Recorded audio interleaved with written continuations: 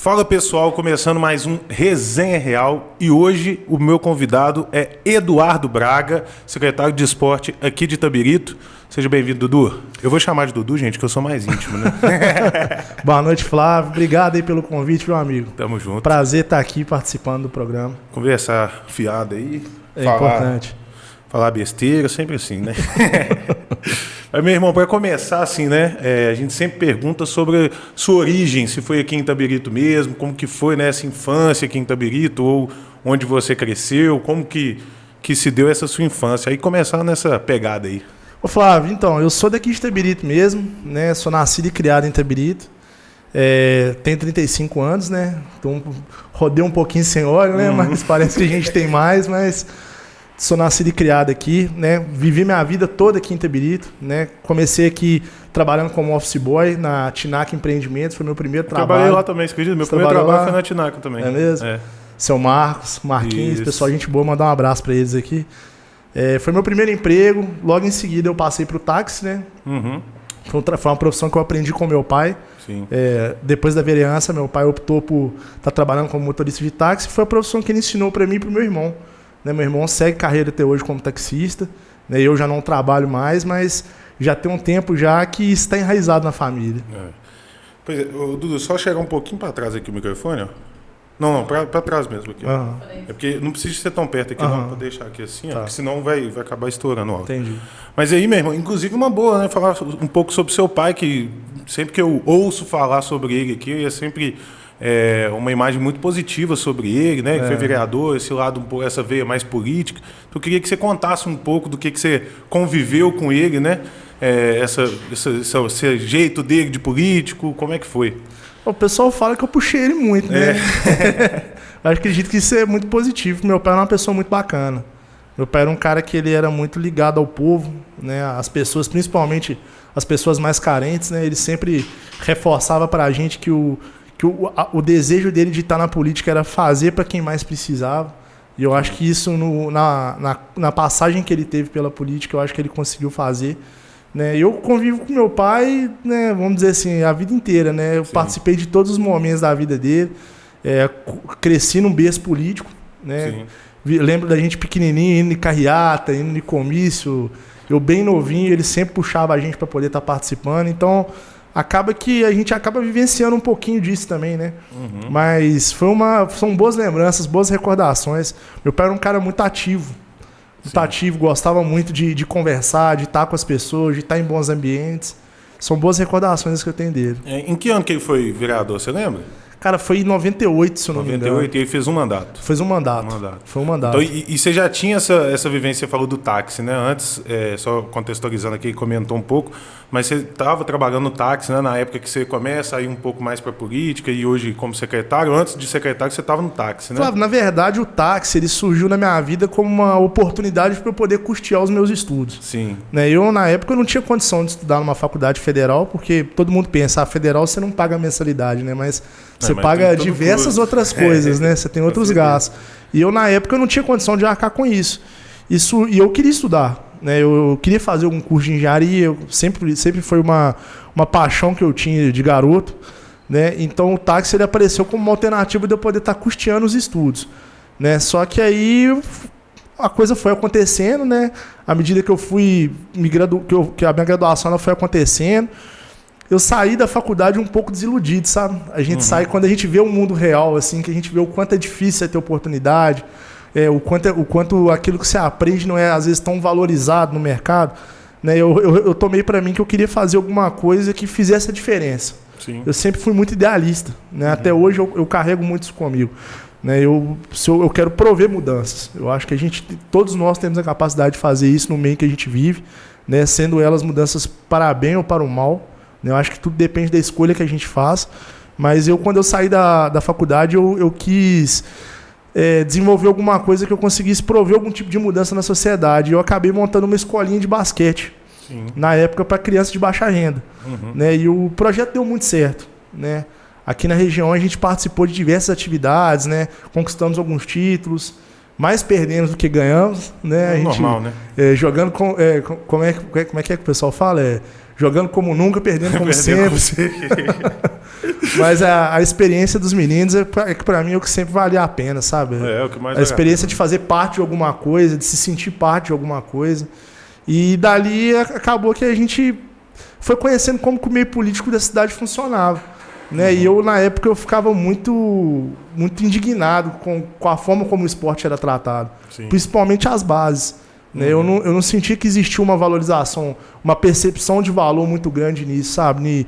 Em ofertar para as crianças uma condição melhor para que elas possam praticar algum esporte, para que elas possam interagir umas com as outras. Era uma coisa muito mercantilizada, era muito voltado para evento.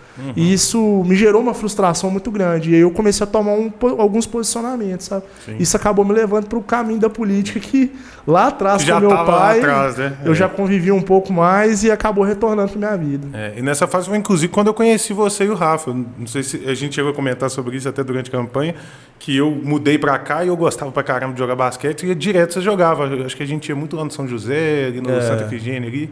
É Santa Efigênia? Santa Efigênia. A gente treinava muito lá, foi lá que eu conheci.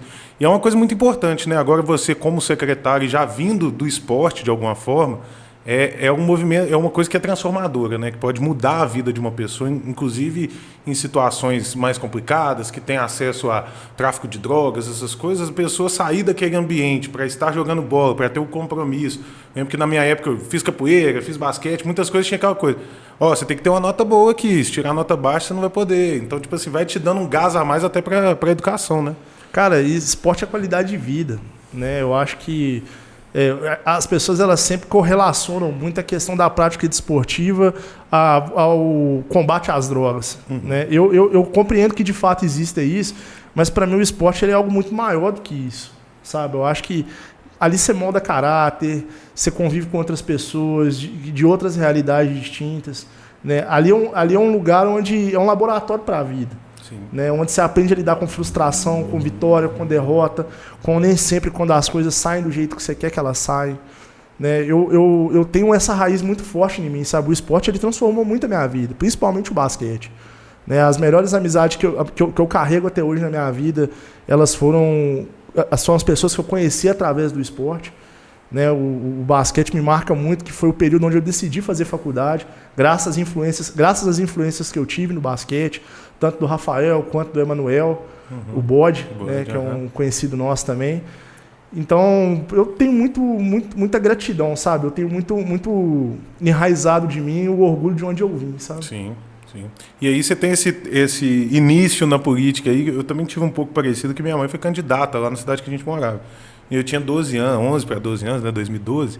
E eu lembro que eu achava o máximo a gente ir na casa dos outros e dar bolinho, café, eu achava isso o máximo. Não estava entendendo muito bem o que pegava ali de voto e de eu não sei o quê, mas, pô, as visitas eram incríveis. O cafezinho, né? Faz uma diferença, né? Nossa senhora, não, bom demais. E aí, quando chega, e, obviamente você teve esse processo com o seu pai, né?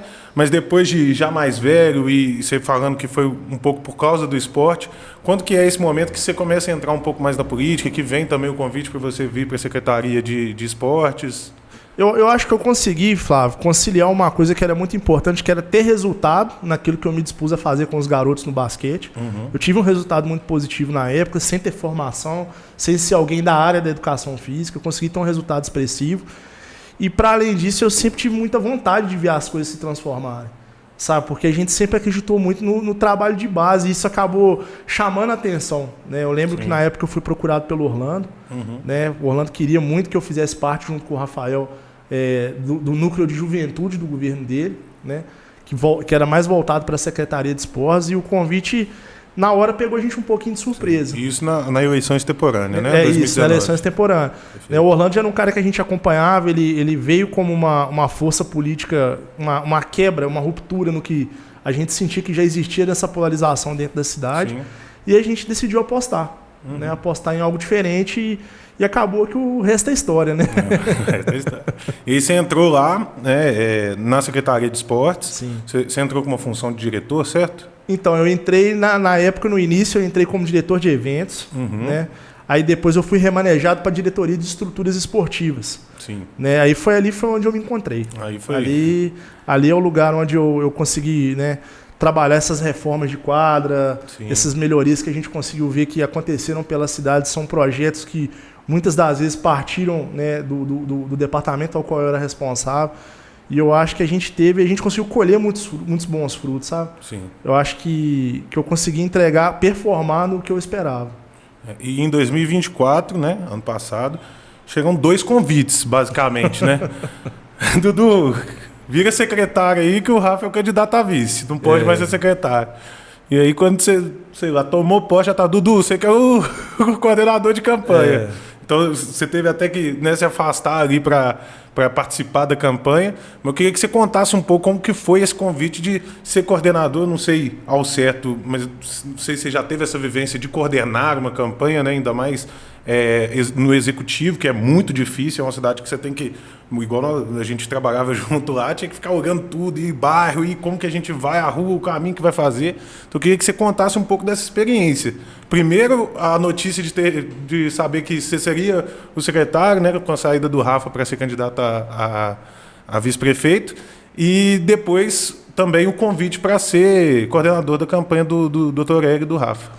Então, Flávio, eu fiquei muito feliz, né? Eu acho que é um reconhecimento, né? Eu acho que não foi uma coisa que eu trabalhei o tempo que eu estava na secretaria idealizando isso. Eu sempre tive muito para mim que eu queria entregar um bom serviço, que eu queria chegar em casa, botar minha cabeça no travesseiro e dormir bem, né? Sabendo que eu estou dando o meu melhor, que eu estou fazendo valer o salário que eu estou recebendo. Né? E quando veio esse convite para poder estar assumindo a secretaria, foi num período um pouco turbulento, né? Porque o período eleitoral é um período turbulento. Demais. É um período muito turbulento. Né? E depois eu fiquei 3 meses, né, como secretário. Né? Logo em seguida eu fui desligado, né, para poder tá de fato atuando como coordenador da campanha. Sim. Né? E foi um período muito turbulento. Como você mesmo se recorda, né? O convite para ser coordenador de campanha ele partiu muito da motivação do Hélio, pelo fato de no segundo pleito em que o Orlando disputou, eu ter ficado muito perto do Rafa na coordenação daquela campanha, que foi a campanha da pandemia. Foi uma campanha muito desafiadora. Muito. Eu também participei ali de campanha e pegou a gente assim, pegou a gente, cara, muita coisa nova, muitas regras novas. A gente tinha uma pandemia acontecendo, né, onde a gente tinha que adequar diversas coisas que a gente podia fazer, uma campanha sem comício, uma campanha um pouco mais silenciosa. Né, como que a gente vai reinventar isso? E acabou que deu muito certo. Né, e o Hélio gostou muito do que a gente conseguiu entregar. Né? Então ele acabou vindo o convite, né, me convidou para poder estar assumindo a coordenação da campanha dele. Eu particularmente fiquei muito contente, porque eu vejo no Hélio uma figura com potencial muito grande. Né? Eu acho que ele desmistifica um pouco daquela questão do políticozão raiz, sabe? Sim. Ele é aquele cara mais apolítico, né? O cara que quer ver a coisa acontecendo, quer ver a coisa andando. E isso me motiva muito, assim como o Orlando também tem muitas qualidades. Né? Eu acredito que o Orlando ele entrou para a história da cidade, eu acho que é um ícone. Né? Hoje, quando a gente fala em Orlando Caldeira, é muito difícil a gente não associar o sucesso que ele teve como gestor do município. Acho que foi um cara que teve uma visão muito arrojada, muito na vanguarda das coisas. E agora vem o Hélio nesse governo de continuidade. E na época da campanha, a gente teve que lidar com muitas coisas, né? Muitas adversidades. Eu lembro o tanto que ele foi subestimado. Sim. Né? Eu acho que você... Naquele início, no início ali, o pessoal... Né? Pô, o cara não sorri. Né? Mas, cara, como que você avalia um candidato por isso? Né? É muito raso, né? É muito superficial. Né? E aos poucos a campanha foi ganhando corpo e ele foi conseguindo se mostrar o candidato capacitado que ele é. Sim. Né? E acho que em razão disso a gente teve a votação tão expressiva quanto a que a gente conseguiu alcançar. E naquela reta final ali a gente teve até, né, uma pesquisa que saiu ali, que talvez deu uma aliviada, mas naquela reta final você ainda estava com aquele aperto, porque, por exemplo, eu trabalhei em campanhas, obviamente foi diferente, né? Porque eu trabalhei mais para o lado quando eu fiz a coordenação lá em Belo Horizonte, foi para vereador, né? Então, assim, é uma tensão muito grande, porque você não tem pesquisa, você não sabe como é que tá, você não sabe o que é, e eu não sei se você se recorda, em 2020 deu uma pane total e não saía a votação de jeito nenhum, a gente foi saber o resultado, era meia-noite e tal. Então eu lembro que assim, a gente ficou até o último segundo no desespero. Como questão de executivo tem uma pesquisa e tal, mas ainda assim, você acha que dá aquela apreensão de... A gente não sabe, né? Que manda mesmo é a urna. A gente já viu várias vezes que pesquisa não acertou 100%. Flávio, eu tinha muita confiança no resultado, porque a campanha ela foi muito bem pensada. Eu acho que desde o começo você conseguiu acompanhar a grande parte, né? A gente teve... eu não vou trazer também os louros da campanha que a gente conseguiu construir só para mim. A gente teve uma equipe muito boa. A gente teve a sua mãe, a Cristiane, que ajudou a gente bastante, né, a conseguir alavancar muitas coisas, principalmente no comitê. A gente teve muitas pessoas envolvidas que deram sangue para a coisa virar, né, de fato. E a gente montou uma campanha muito sólida. Quando chega naquela reta final, sempre dá aquele frisson, né, de tipo, pô, será que vai dar e tal, mas eu já tinha uma confiança de, assim, da coisa ter dado tão certo nos momentos de aflição que a gente passou naquele período, que eu cheguei um pouco mais tranquilo na reta final. No começo eu penei um pouquinho mais. Mas é que naquele começo também tinha uma insegurança muito grande, né? Como você falou, muita gente menosprezava e até, logicamente, a campanha em si, a gente tinha, né, do outro lado uma figura que é muito do politicão mesmo, do raiz que vai e tal, e a gente tinha o Hélio aqui, que não era essa pessoa que ia ficar muito de risadinho, igual nós comentamos e tal, mas é um gestor, um cara muito preparado. Então, assim, realmente aquele início tava osso, né? A gente tava com aquela insegurança do vai dar, não vai dar, como é que tá, o que a gente vai precisar fazer. A segurança que eu tinha, Flávio, ela se dava porque se você for fazer uma análise de conjuntura hoje, a conjuntura política do cenário hoje, do que as pessoas esperam dos novos gestores políticos hoje, as pessoas elas estão esperando pessoas que não seguem mais essa vertente do ultrapassado, não, sabe? Da velha política, do jeito antigo, do coronelismo que a gente sabe que às vezes ele às vezes sobrevive na política ainda. Sim. As pessoas hoje elas estão procurando pessoas que estão querendo ver a coisa andar, estão com ideias novas, estão com perspectivas novas, né? Tem perfis diferentes. A gente percebe isso pela vasta diferença que a gente tem de deputados hoje na composição. Sim. São perfis muito distintos do que a gente é acostumado a ter, né? Com certeza. Eu acho que teve uma mudança, né? Eu acho que em 2018 teve uma certa mudança desse lado de política, apesar que em 22 a gente teve uma renovação desse... Em 2018 a gente teve uma renovação muito grande, em 2022 a gente já teve um pouquinho de manter esses velhos políticos, né? Mas assim, já vem um tempo que a galera busca mais um candidato mais gestor, né? Muito comum, ainda mais a partir de 16 ali, que foram eleitos muitos prefeitos. A gente tem o caso do Calil, do Dória, que são pessoas que eram não sou político, sou gestor, exatamente, sou isso e tal. Então a gente teve essa mudança muito grande. E eu acho que é isso. Eu acho que o politicão tradicional ele ainda tem seu espaço e acho muito difícil de tirar esse espaço também, porque normalmente tem as suas bases eleitorais, que ele é muito querido e tal. Mas só que realmente anda mudando muito, né? Aqui em Itabirito a gente teve uma renovação na Câmara também, isso é importante salientar. Então eu acho que... Vamos ver o que vem por aí, né? Se a gente vai estar nessa linha de renovação nas próximas eleições ou se vai começar a ficar os deputados voltarem, as velhas raposas voltarem.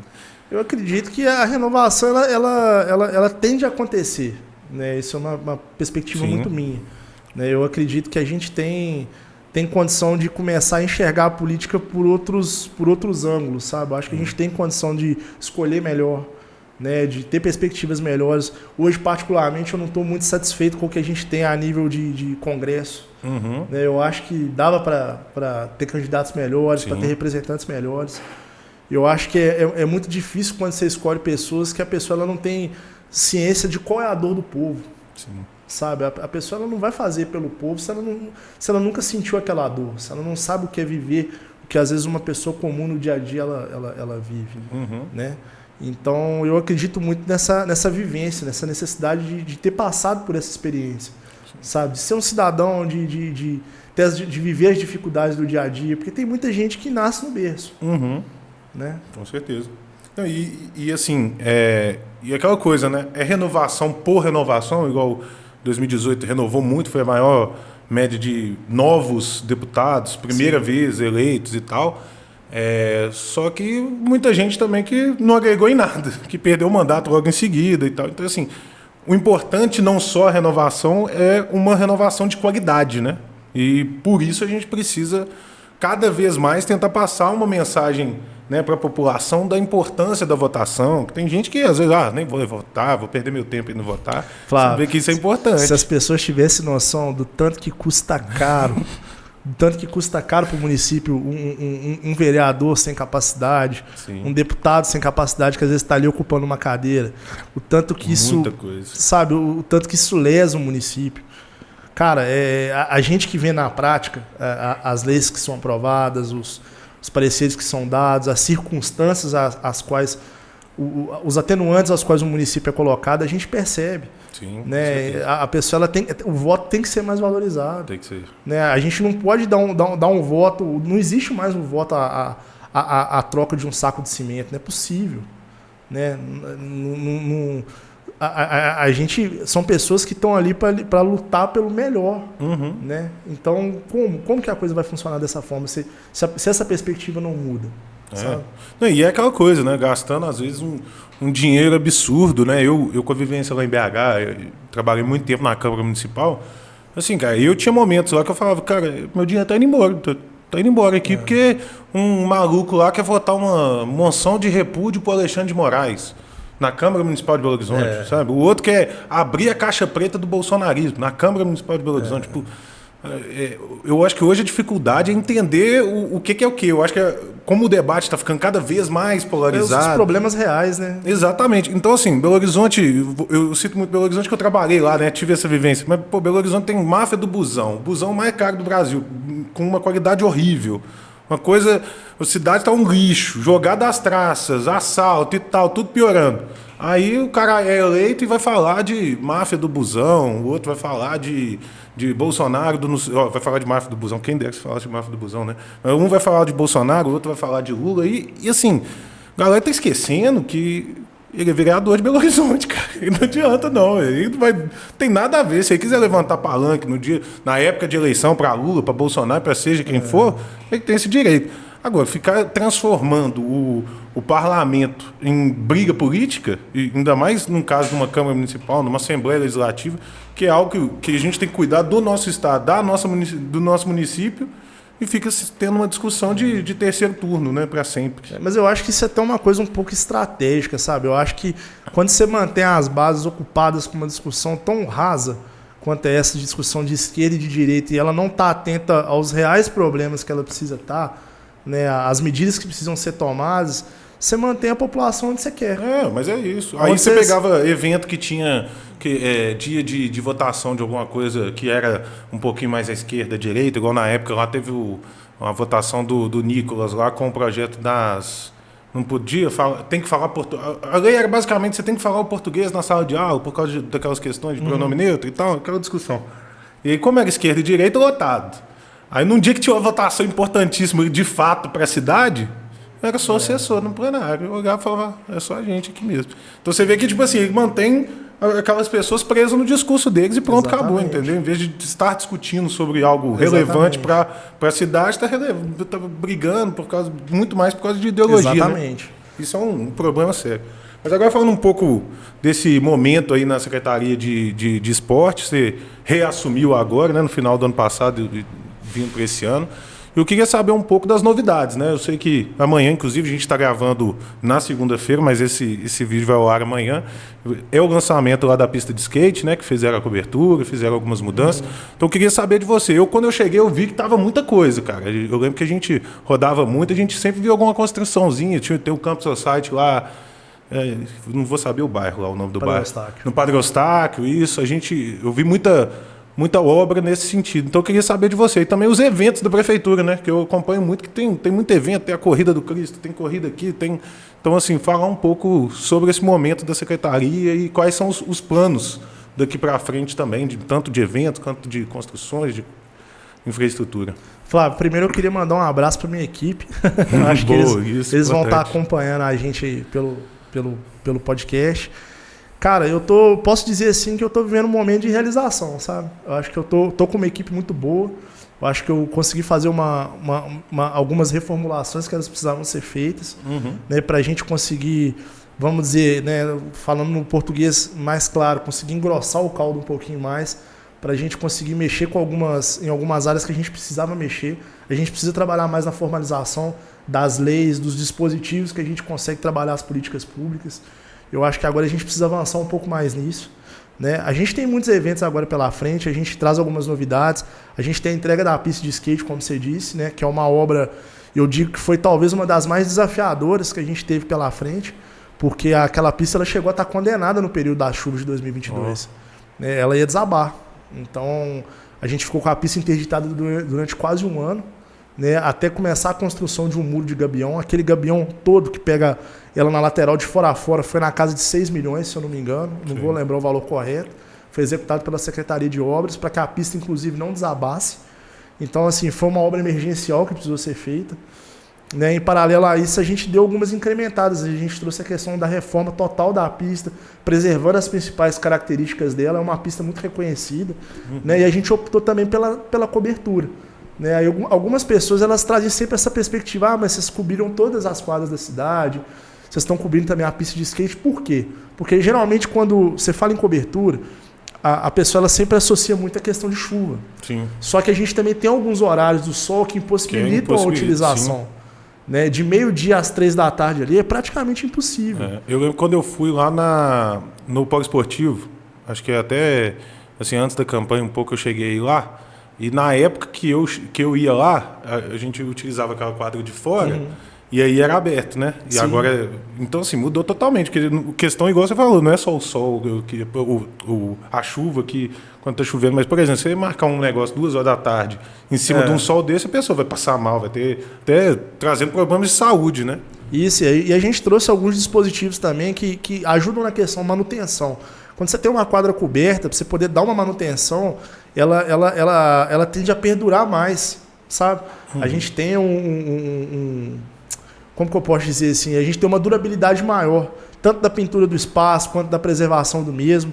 Então, eu acredito que com essas coberturas o município só tem a ganhar. Então, a gente tem a entrega da pista de skate, a gente tem um encontro de carrinho de rolimã, que acontece esse domingo. Né? O De Volta para o Carrinho de Rolimã. É um projeto novo que a gente trouxe agora. Né? De você até andando lá no Instagram. Rapaz, tomei um tombo. Tomei um tombo. Deu uma raladinha ali. Mas faz parte. Foi engraçado. Ainda bem que o vídeo cortou na hora do tombo. Aí não deu para ver muita coisa não, mas foi engraçado.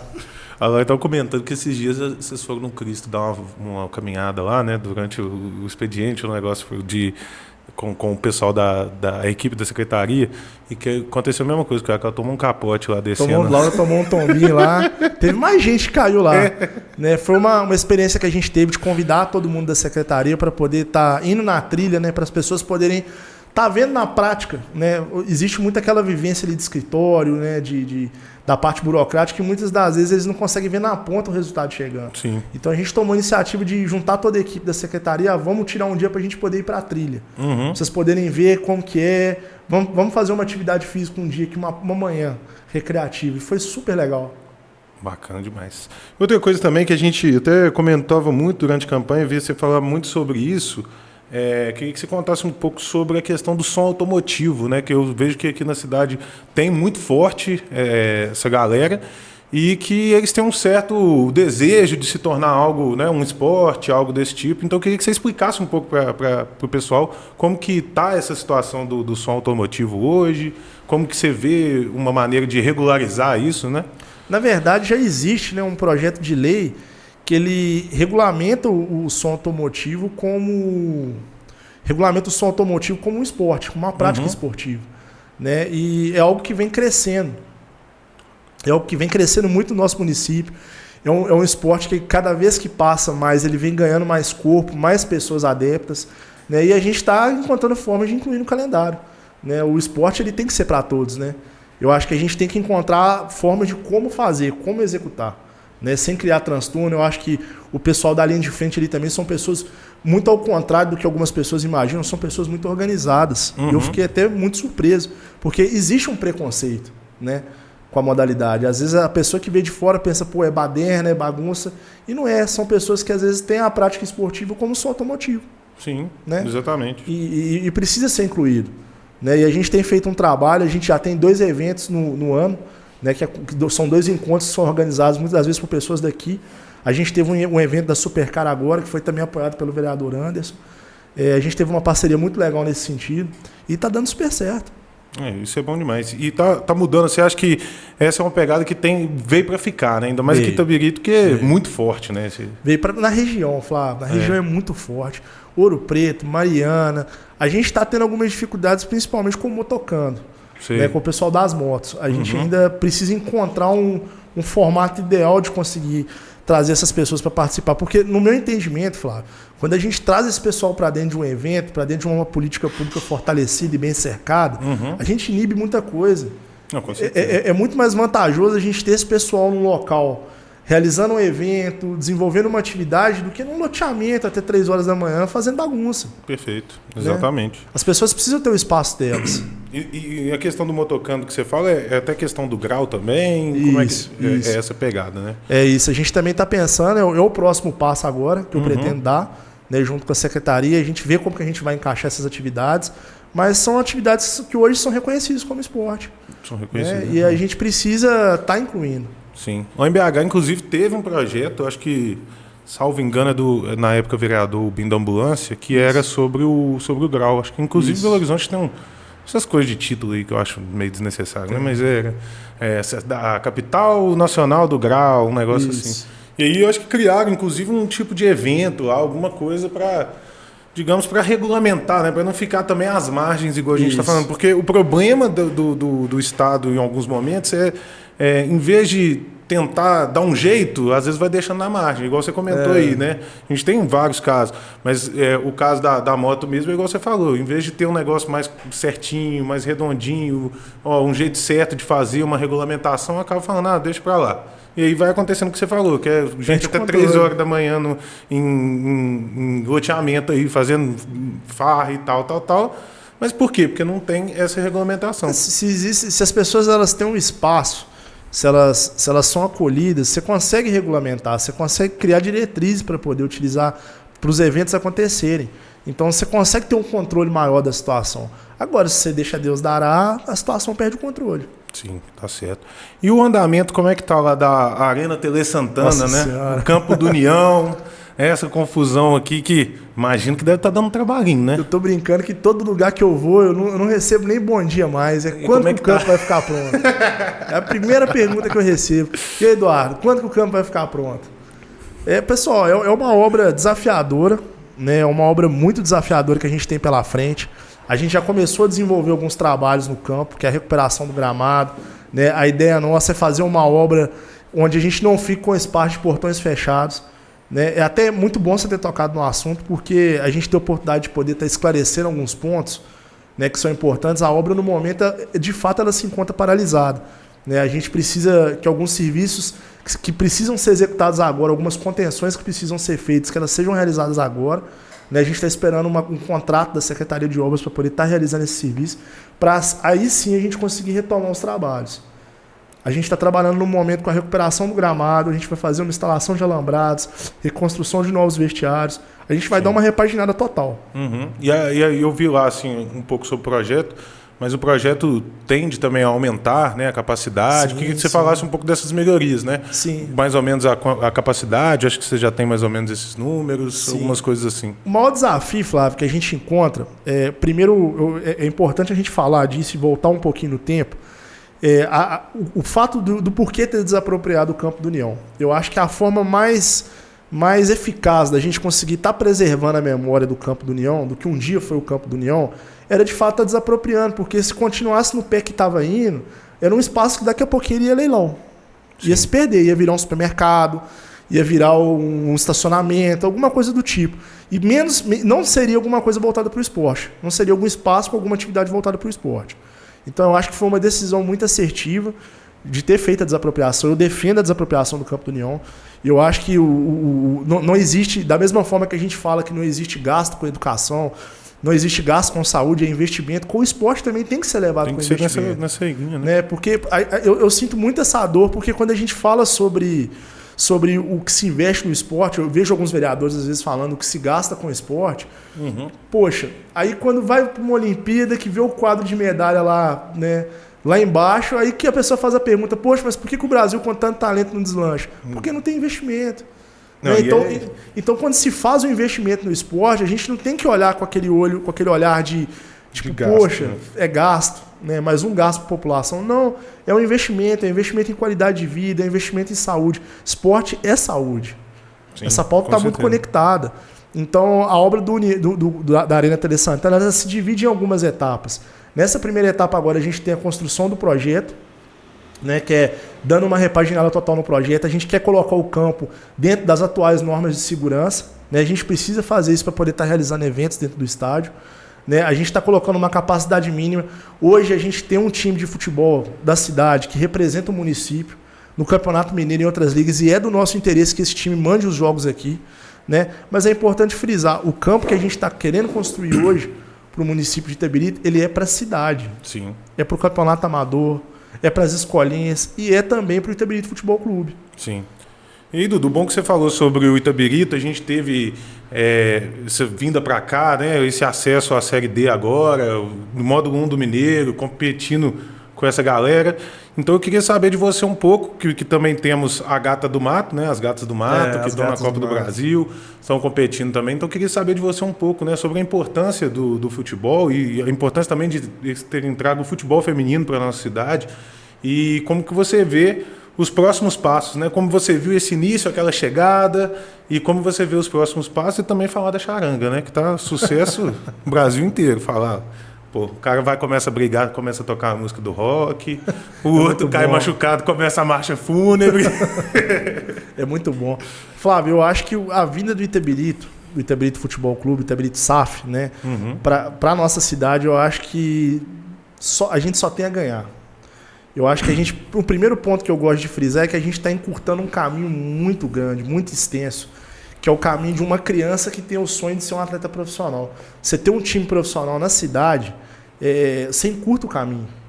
Né? Antigamente, o sonho de um atleta da cidade era jogar no Cruzeiro, no Atlético, no América, em times que eram de Belo Horizonte. Né? E você tinha vários fatores que dificultavam, como distância, dentre outros. Então, quando você tem um time na cidade, você traz um olhar para a cidade um pouco mais arrojado. Sabe? O futebol é uma paixão nacional. Sim. É uma paixão nacional, é o que move.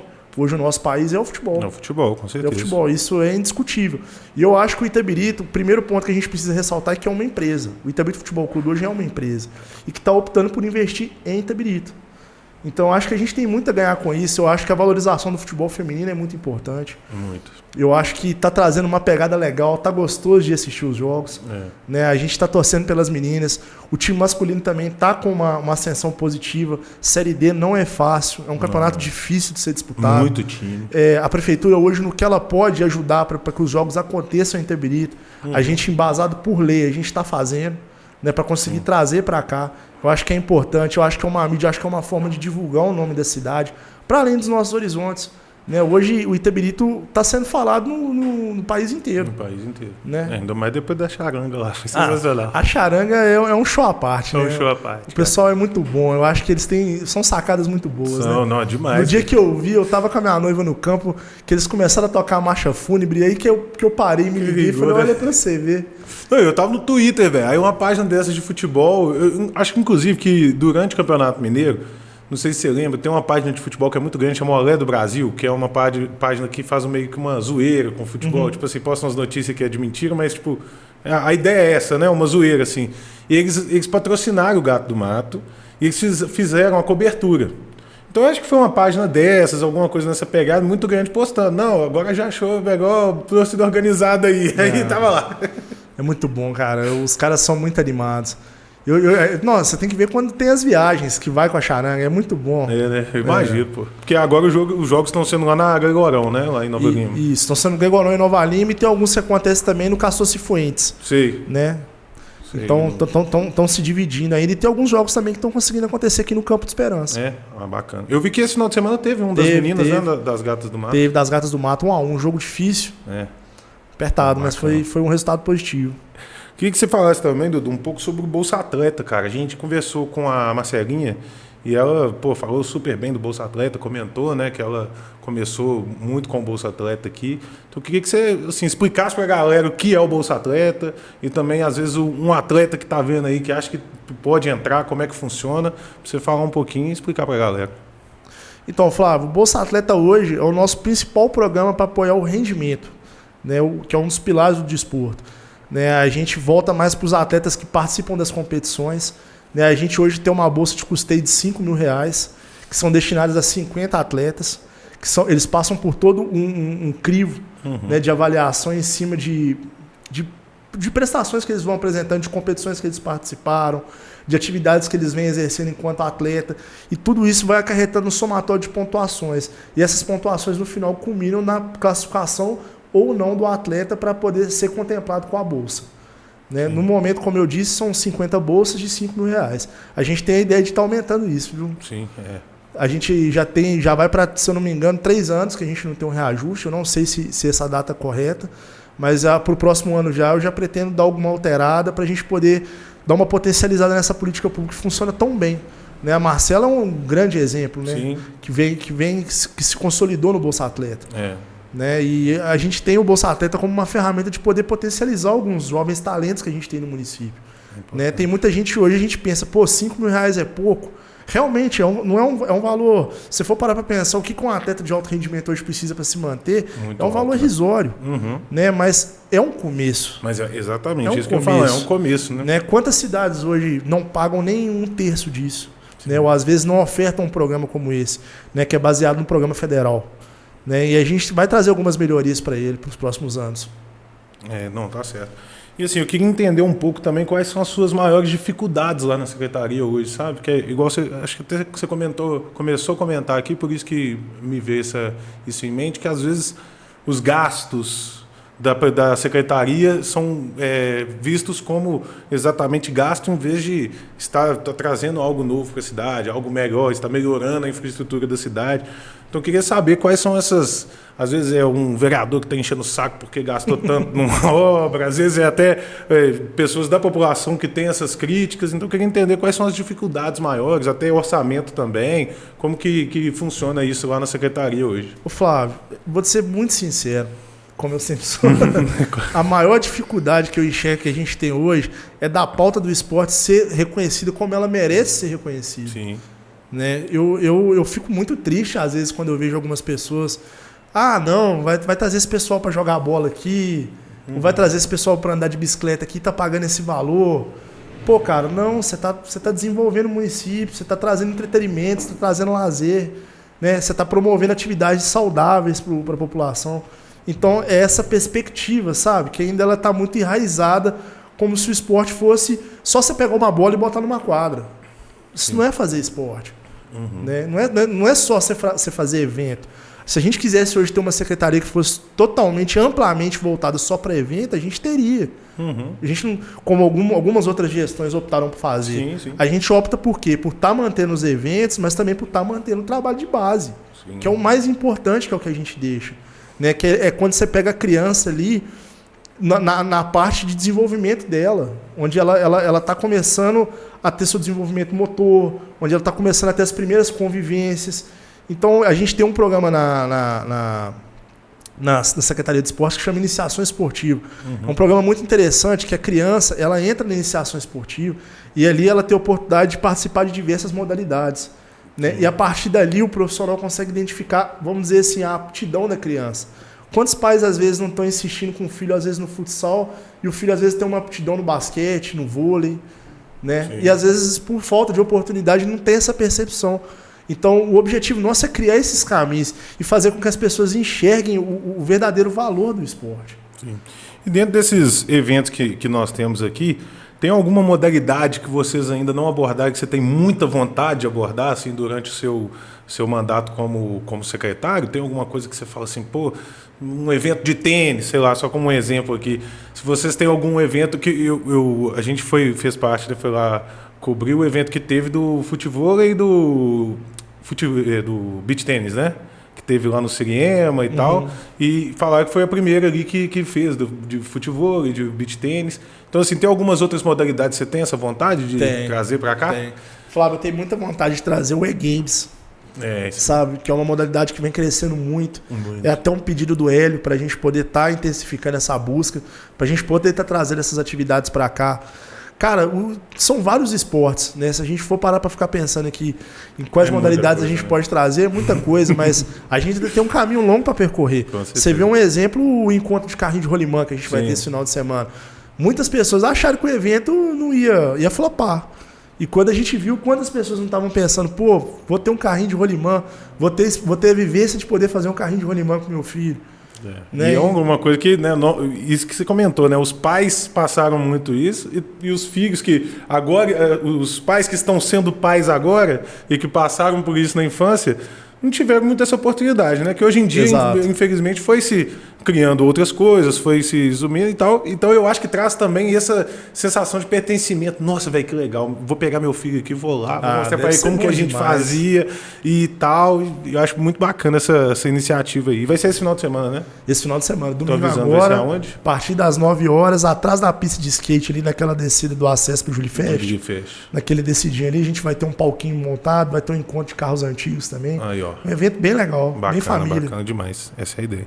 E qual que é o legado que você pretende deixar, véio, como secretário de esporte em Itabirito? Vamos, né, imaginar aqui que daqui 3 anos, né, na próxima eleição, acabe o mandato e você, pô, não sou mais secretário de esporte. Você quer que no final todo mundo fale o quê? Qual é o legado que você quer deixar? Flávio, eu quero deixar um legado de oportunidade, que é o que eu mais acredito dentro da política, dentro do que eu faço. É poder criar oportunidade para as pessoas poderem participar das coisas. Porque isso, na minha geração, eu senti que me foi negado. Eu senti que muitas das vezes eu queria poder participar de algumas coisas e não tinha incentivo. Como eu percebi que outros amigos meus, outros colegas também que tinham talento, às vezes não conseguiram decolar. Eu quero deixar um legado de oportunidade. Oportunidade e integridade. Perfeito. Não, isso é bacana demais. Eu queria, assim, voltar um pouquinho também, né? A gente até falou um pouco disso, mas trazer agora para o lado mais político. A gente comentou, né, da campanha e você participou também, você comentou que participou também lá da campanha em 2020, né? Que você estava ali do lado do Rafa.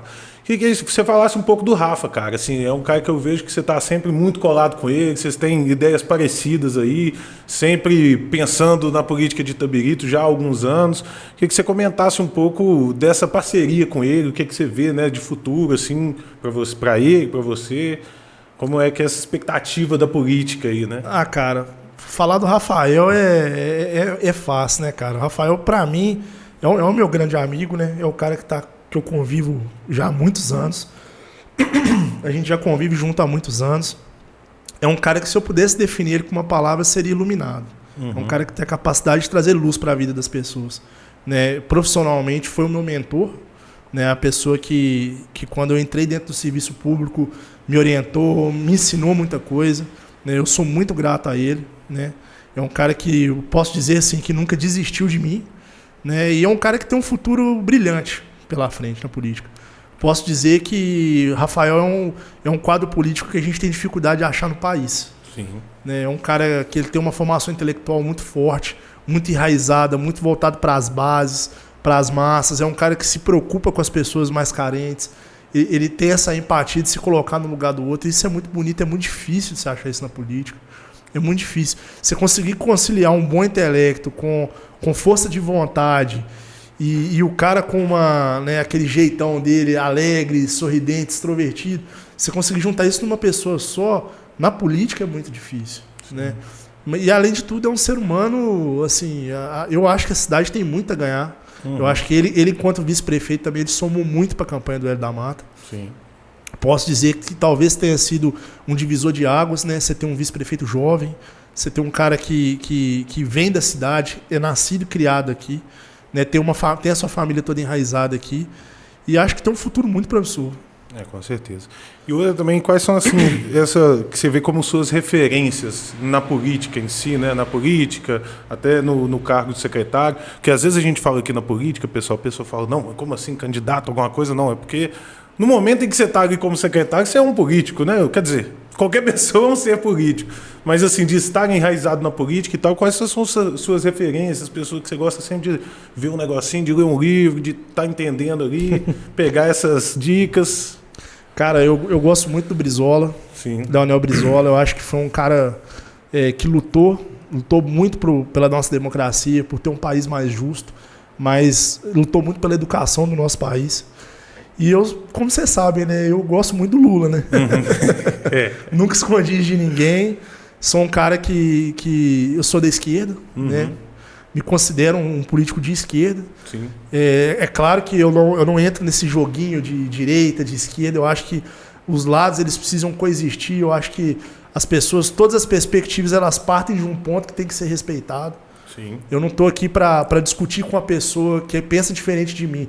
Eu estou aqui para discutir com a pessoa que foi eleita democraticamente. Quem colocou, muitas das vezes, um político de direita ou de esquerda foi o próprio povo. Exatamente. Então não sou eu que tenho que fazer juízo disso. Eu tenho que trabalhar com essa pessoa para construir uma sociedade melhor. Até porque você ficar muito assim, você ainda mais hoje como secretário, você tendo vereadores de todos os aspectos lá dentro, você vai acabar ferrado ali, né? Porque você, não vou conversar com fulano porque é isso aí não. Infelizmente, só afasta a política da população, né? Você só desconecta. Sim. Você só desconecta a população do que ela precisa estar atenta. Né? Igual quando... eu tenho amigos de direita, amigos que são conservadores, pessoas maravilhosas, sabe? Tem gente da minha família que tange mais para esse lado. E assim, cara, a gente pode divergir em um ponto ou outro, mas no final das contas, nada pode sobrepor o bem comum. Sim. Acho que nenhum lado, nem ser de esquerda, nem ser de direita. Eu sempre gostei de ter os meus ideais muito claros. Sim. Eu nunca gostei de vender gato por lebre. Tá trabalhando comigo, tá convivendo comigo, sabe no que eu acredito, no que eu penso, no idealismo que eu tenho comigo. Não vou deixar de ser assim, mas eu tenho isso muito enraizado, muito forte em mim. Mas eu também sei lidar muito bem com o contraditório.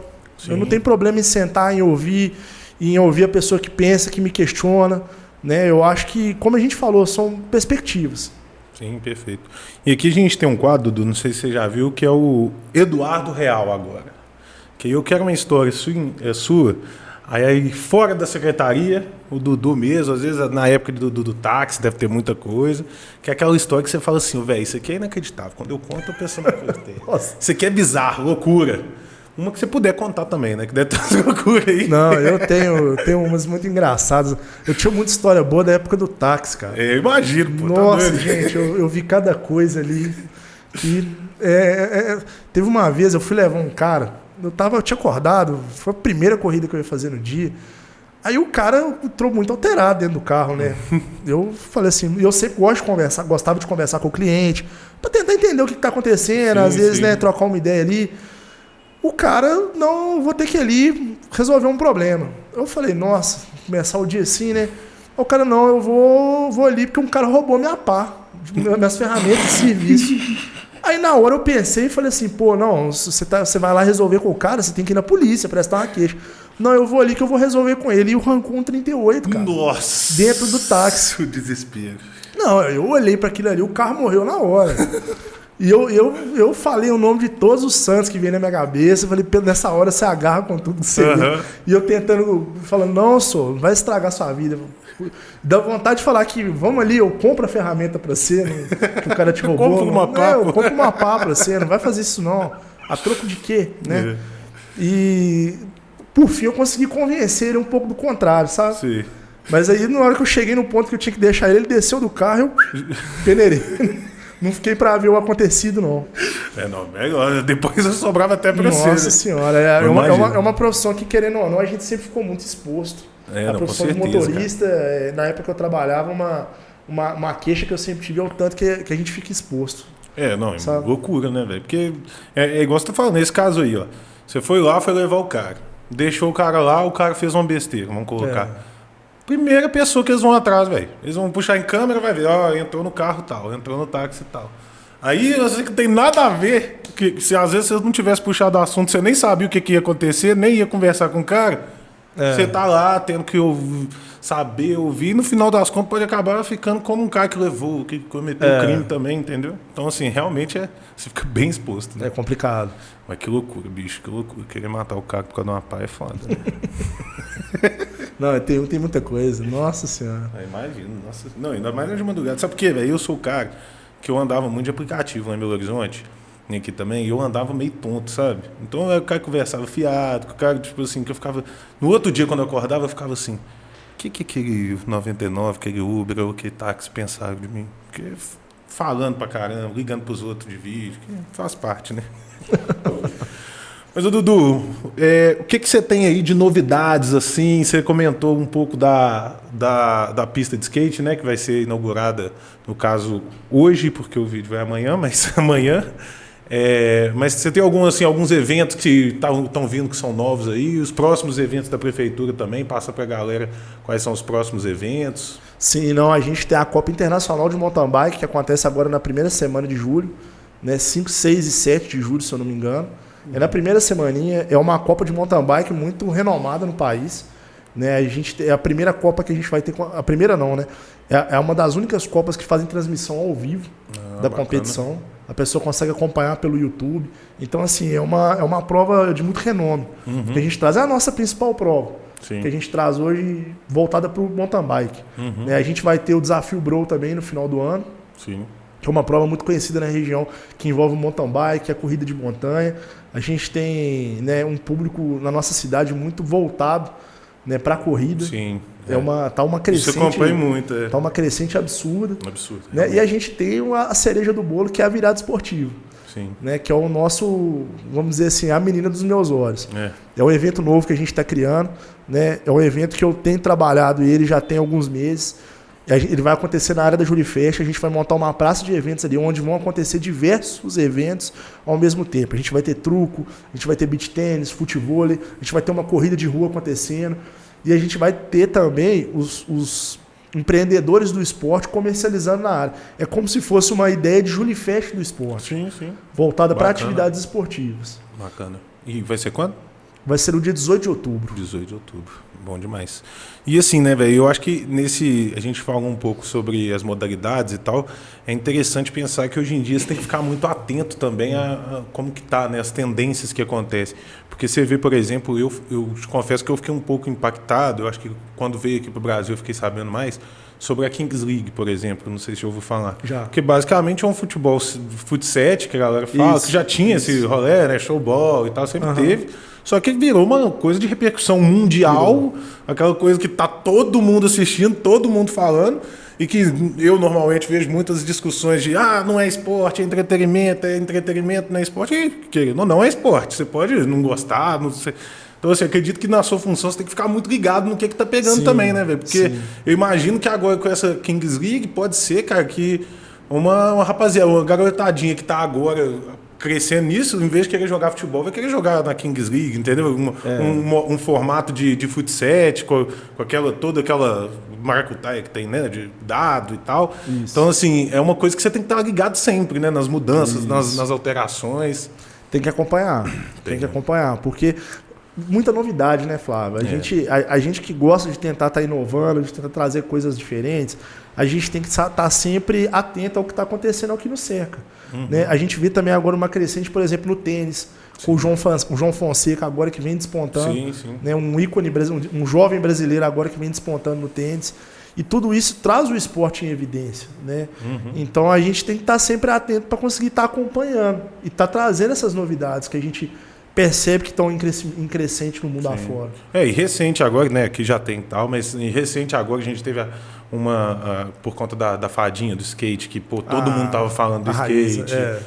Então, assim, a gente vê que realmente tem que estar atento ali em cada detalhe, porque eu, por exemplo, obviamente já tinha ouvido falar que tinha o skate e tal, mas, chegou na Olimpíada, tava todo mundo torcendo pra fadinha, e torcendo pra criança cair, igual eu já comentei aqui, aquela coisa. Teve todo um conjunto de fatores, né? Rede social também muito forte, muito bem trabalhada, é uma menina muito carismática. Muito. Né? E o skate é um esporte também muito legal de se assistir, né? Eu acompanhei na Olimpíada, né? Quando apareceu, começou todo mundo a falar, tem brasileiro e tal, eu acompanhei. Cara, a partir daí eu comecei a assistir muito, velho. Hoje em dia até diminuiu um pouco, mas eu lembro que, assim, ficou uns 2 anos aí que eu assistia Copa do Mundo, que eu assistia... Porque eles têm umas maneiras meio diferentes, né? Então, tipo, tem o The Crown lá, que é acho que é uma Copa deles lá, que, né, rainha, não sei o quê. Então, assim, tem uma porrada de campeonatinho, então, basicamente, acho que de 15 em 15 dias, assim, tem um campeonato diferente. É um pouco da pegada do surf também. Que a gente acaba vendo quando é campeão, mas tem todo um contexto ali. Tem o X Games na época também, não sei se ainda tem esse X Games. Então, assim, é bem interessante que são formatos que a gente às vezes não tem esse conhecimento, mas igual eu falei, por causa de um detalhe, de uma coisa muito bem feita, né? Que foi o caso da Raíssa, que teve toda uma divulgação muito boa, ela soube usar muito bem a rede social, fazer suas ponderações ali. Apareceu, todo mundo começou a ver o que era na Olimpíada e a partir daí já teve gente que começou a gostar disso, que quer isso, né? Criança às vezes se espelha muito nela. Cara, isso influencia muito, muito. Você ter um atleta de renome despontando na modalidade, influencia muito. Sim, muito. né? Por isso que a gente é tão fanático por futebol, né? Exatamente. Porque, pô, a vida inteira sempre foi muito bom. O futebol está para o Brasil como o basquete para os Estados Unidos. Basquete para os Estados Unidos, Né? exatamente. O celeiro de grandes atletas. Sim. Então, você tem a modalidade mais forte, né? E o próprio basquete agora também, a gente tem representante que está bem lá também, né, lá na NBA, Gui Santos, né? Eu acho Gui que é o nome dele, Santos, um menino muito bom, muito promissor. Pois é. Veio do Minas, muito bom, Do Minas, muito bom jogador. Não, é muito interessante isso. E é essa pegada, né? Só reforçando assim, a importância também, né, de como secretário tem 1 milhão de coisas para pensar, mas também tem que parar, às vezes, dar uma olhadinha. E, o que tá pegando de novo aí? Porque, igual eu comentei, Kings League, dizem que já tinha essa. Eu vi assim. Eu já tinha visto detalhes e tal, porque por causa do, acho que é Gaules, o cara que faz live e tal, eu lembro que ele estava em algumas competições da Kings League, que era meio que tipo, a seleção brasileira da Kings League.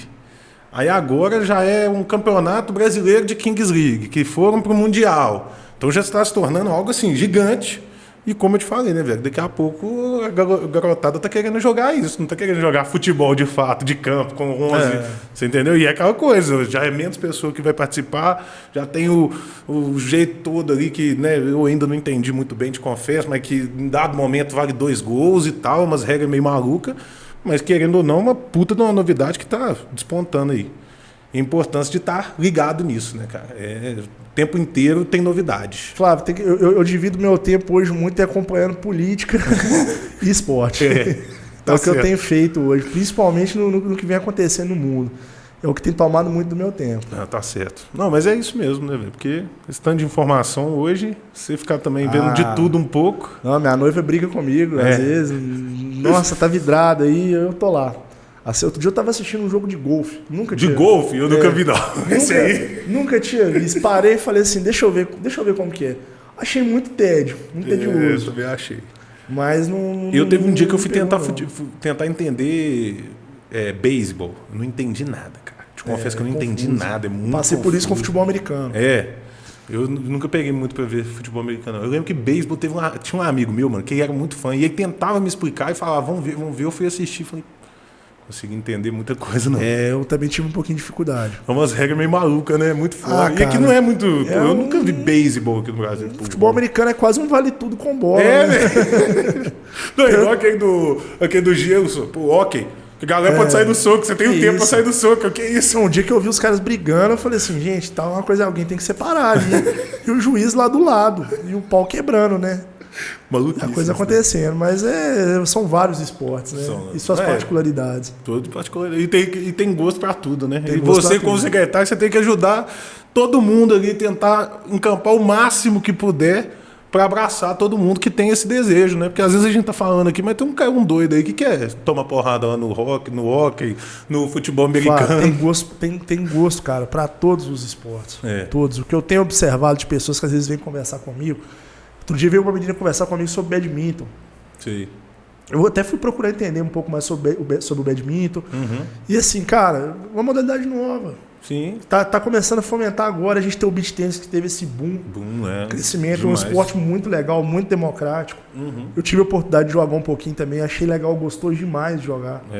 Né? E assim, a gente vai rompendo.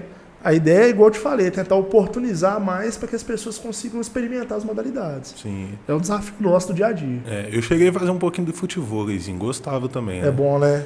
Mas eu não tô muito podendo jogar bola, não. Futebol, pra mim... Dudu, eu machuquei meu joelho jogando basquete uma vez, tá? Você quer falar sobre isso? Aí me ferrei. Aí eu falei assim, vou ao médico, tal, olhei e tal, e falou assim, mas um pouquinho cirurgia, você tem que tomar cuidado, tal. Beleza, fiquei 6 meses sem poder fazer esporte direito. Aí o médico falou assim, agora você tá liberado. Eu falei, tô mesmo? Tô. Tem uma pelada na semana. Beleza, vou lá jogar pelada. Machuquei o outro joelho. Eu falei, velho, vou largar a mão. Toda vez que eu jogo bola, eu machuco. Eu falei, vou largar a mão, que é melhor. Não, futebol, Futebol desisti, mano. Eu gosto. Eu posso me resguardar em dizer que eu gosto. Porque pra jogar, cara... Nossa, eu era fã, velho. Mas pra mim não dá, não. Não é a minha, não é minha praia. Só que eu, é o seguinte, nunca fui não, mas eu sempre fui muito fanático. Futebol, tipo, pô, meu esporte favorito.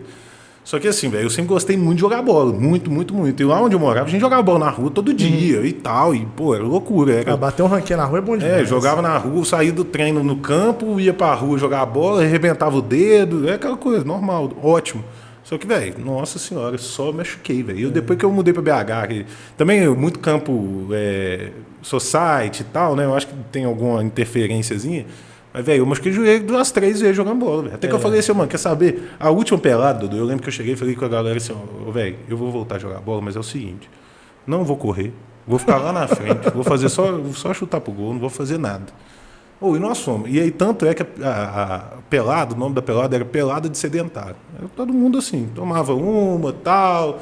Tipo assim, todo mundo, ninguém achava ruim, você tomava gol, a gente não tava nem aí, aquela coisa meio, só pra divertir mesmo.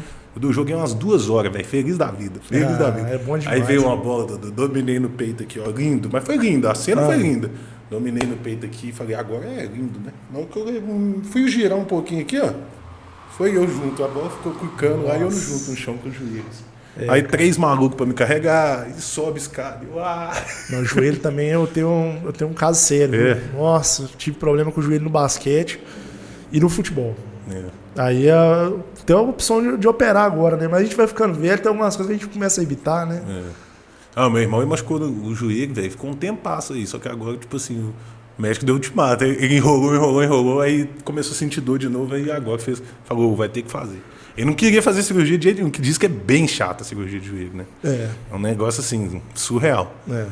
Mas, Dudu, então pra finalizar, cara, naquela câmera ali, ó, mandar uma mensagem pro pessoal, deixar seu arroba para acompanhar, da secretaria também, pro pessoal poder acompanhar, saber das novidades, do que tá sendo feito, algum recado que você quiser deixar também pro pessoal, fica à vontade, que é sua. Bom, mandar um abraço para os nossos ouvintes, né? Para as pessoas que estão acompanhando o Resenha Real. Te desejar muita sorte, viu, Flávio, na empreitada. Eu acho que você é um menino iluminado. Acho que você tem condição de estar tocando esse projeto. Isso aqui é um projeto novo, mas a gente percebe que tem um potencial muito grande. Né? Eu quero aproveitar e mandar um abraço para minha noiva. Provavelmente ela vai assistir, né? Para minha mãe também, o pessoal que me acompanha. O pessoal que acompanha o Esporte Itabirito. Participem dos nossos eventos. O pessoal que tem os filhos aí estão querendo colocar na escola de esportes, vão até a secretaria, matriculem seus filhos, não deixem de fora. O esporte é tão importante quanto a educação. A gente precisa estar fazendo essa conciliação, né, para o desenvolvimento das crianças, né, tanto na educação quanto no esporte. Né? E deixar um abraço para todo mundo que apoiou. Muita gente, eu sei que eu tenho muita gente comigo, muita gente que me apoia, que acredita no meu potencial. Deixar um abraço para a equipe da Secretaria de Esportes e Lazer. Uma equipe maravilhosa, Flávio. Né? Uma equipe maravilhosa. O que eu posso dizer que a gente conquista ali nunca é o mérito de uma pessoa só, é o mérito de todos. Bom demais. E quem quer acompanhar o nosso trabalho, Esportes e Lazer, Secretaria de Esportes e Lazer de Itabirito, acho que é Esportes _ Itabirito.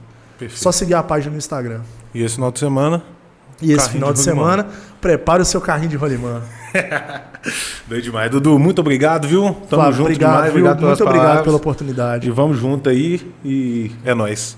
Pessoal, aquela coisa, deixar o like, se inscrever, seguir aqui no canal, seguir lá no Instagram, @resenharealpdc.